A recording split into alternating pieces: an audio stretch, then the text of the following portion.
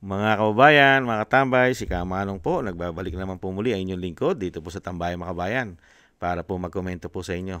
Komentuhan po tayo. Magandang umaga po muna sa inyo, tanghali, hapon, gabi at madaling araw po sa atin lahat. Sana po nasa maayos po tayong kalagayan, mga kababayan. Komentuhan na po natin mga tambay. Ito po nga kumakalat po na nasa social media na po ito at pinag-usapan. Yung post po ng PCO Secretary na si Dave Gomez, mga kabayan, na open daw po ang Malacanang sa dialogue sa Vice President Sara Duterte. Ito po, basahin po natin at komentuhan po natin. Ito po yung pinost po sa social media. Pinag-uusapan na po ngayon ni PCO Secretary Dave Gomez, mga tambay. Sara Duterte reminds the Vice President of the Republic of the Philippines and the President is open to dialogue with anyone of the nation interest, mga tambay. Para pong sinasabi po dyan, mga tambay, na bukas umano si PBBM sa paikipag-usap kay BP Sara alang-alang sa pagkakaisa at pambansang interes. At ito ang binigyan din ng Malacanang sa gitna ng tensyon sa politika, mga kabayan. Kung talagang public interest yan, mga kabayan, ano po ba ginawa? Mga tambay? O sinasabing national interest at gusto mo makipagdialogo sa ating Vice President Sara Duterte. Grabe po ang ginawang pamumulitika po dyan. Grabe po. At yan po, bakit po ba nasabi ng Malacanang yan? Iba po ba tama? Mukha po yata iba tama ng pulburon .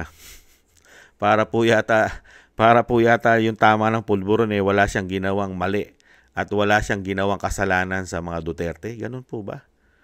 Yung interest political nga ninyo ang inuuna nyo. Hindi naman yung interest ng taong bayan . Hindi naman po interest ng Pilipino o interest ng national ang inuuna po ng pamahalaan. Puro pang sariling interest po . Tapos ngayon, ibabato mo ngayon sa Vice President para kayo magkaroon ng dialogo, makipag-usap, para pag-usapan at para ibalik na ganun-ganun lang unity team. Papayag ba ang pamilya Duterte na bobolahin mo na naman at sanay na sanay kayong mambudol? Ganun po ba? Nabudol nyo na at nabola ang pamilya Duterte at ginawan nyo na ng makawalang hiyaan katarantaduhan at grabing paninira ang ginawa ninyo sa mga Duterte gamit ang mainstream media, makakaliwa. Talagang grabe ang pagpapabagsak ninyo sa pamilya Duterte Ngayon, napakadali nyo magsalita ng dialogo. Yung tatay ng Vice President, pinatapon nyo. Hindi nakakuha ng due process sa ating bansa. Instant, napakabilis. Wala pang isang araw, naipatapon nyo na nang walang balikan. Ngayon, gusto nyo makipag-usap at makipag-unity. Unity ulit, dialogo. Ganun po ba yon? Talagang may tama po yata at hindi na yata alam ang sinasabi. Kung ito po ay may katotohanan na pinost po ng PCO Secretary na si Dave Gomez, unbelievable po yan. Kung gusto mo makipag-usap at makipag-dialogo sa Vice President, itama mo muna ang mga pagkakamali mo. Unang-una, may issue ka ng pulburon. Ipakita mo muna sa sambayan ng Pilipino at sa pamilya Duterte na mismo si dating Pangulong Duterte ay sinasabi na ikaw ay bangag. Ikaw ay gumagamit ng pulburon. At pinatotohanan din yan ng iyong kapatid na talagang gumagamit ka ng pulburon at ikaw ay tinatawag na bongit. Patunayan mo muna sa sambayan ng Pilipino at sa mga Duterte na hindi ka gumagamit ng pulburon. Magpa-hair follicle test ka. Hindi po ba? Kung gusto mo talaga ng dialogo at sinasabi mo na ito ay para sa interes ng bayan. At pangalawa, pabalikin mo yung ginawan mo ng katarantaduhan at kawalanghiyaan na dating Pangulong Duterte. Bakit hindi mo pabalikin sa Pilipinas? Yung matanda. Ano, lahat ng pinagagawa nyo, okay lang? Tatanggapin ng mga Duterte ang mga kawalang hiyang ginawa ninyo sa Duterte umano? Kasinungalingan, pambubudol? Ganun po ba mga kababayan? Wala man lang gagawin? Lahat ng gusto nyo, pabor sa inyo? At syempre, kailangan din panagutan ninyo bago magdialogo. Panagutan muna ninyo lahat ang kasalanan nyo sa taong bayan. Ano po yun? Yung issue nyo ng korupsyon. Grabe ang ginawa nyo sa taong bayan. Pinahirapan nyo kami. Pinatay nyo pa kami. Pinapatay nyo kami sa inyong proyekto. Hindi po ba? Ginagawa nyong ghost project ang pera namin. Hindi po ba? Napakaraming kapalpakan na panunukulan. Mahigit 3 taon. Isang damo ka lang issue. Bakit? Tataob na ba bangka? At gusto nyo na makipagdialogo? Sa natutuklasan ng taong bayan? At mismo nagsasalita na rin ang mga iilan-ilang mga politiko ngayon. Binabatikos na rin yata kayo. Hindi kaya? Isang damo ka lang issue nyo. Pati ginto, pinakailaman nyo yata. Kamusta na ang Maharlika Investment Fund? Di po ba? Lalo-lalo ang PhilHealth. Pati ang ating mga kabangkuhan, kinuhanan nyo yata na malaki. Katulad ng PDIC, GSIS, SSS, pati pension namin. Hindi kaya? Grabe. At ang ginawa ninyong gatasan ang pera ng taong bayan, grabe. 2 billion a month. Bonget. Yan. Tinitira ka ni Saldico, 2 billion a month. Grabe ang pumapasok na pera sa'yo. Ganon din sa anak mo. Ganon din sa asawa mo. Ganon din sa pinsan mo. Yung kay Saldico. Tapos ngayon, dialogo. Ano? Ang interes ng taong bayan, real talk, palitan ka. Yan ang interes ng taong bayan para mapanagot na ang dapat managot, ang tunay na mga kawatan, ang mga tunay na magnanakaw sa bayan. Kaya nga gusto ka ng palitan. Hindi po ba? Yan ang interes ng taong bayan. Mapalitan ka para maiayos ang bansa. Wala na kasi nagtitiwala sa ating bansa na malalaking investor, malalaking investment, walang pumapasok. Walang investment, walang investor. Walang magtiwala. Kasi paano magtitiwala ang mga bansa para mamuhunan sa atin? Paano magtitiwala ang mga banyaga, ang mga bansa? Di ba? Sige nga. Ang bansa natin ay korap. May issue pa ng pulburo ng Pangulo. Korap ang gobyerno ng Pangulo. Pinag-uusapan sa buong mundo. Paano ka papasukin ng swerte? Papasukin ka ba ng swerte? Puro kamalasan ang papasok sa iyo. Kaya nga baon tayo sa utang ngayon. Hindi po ba?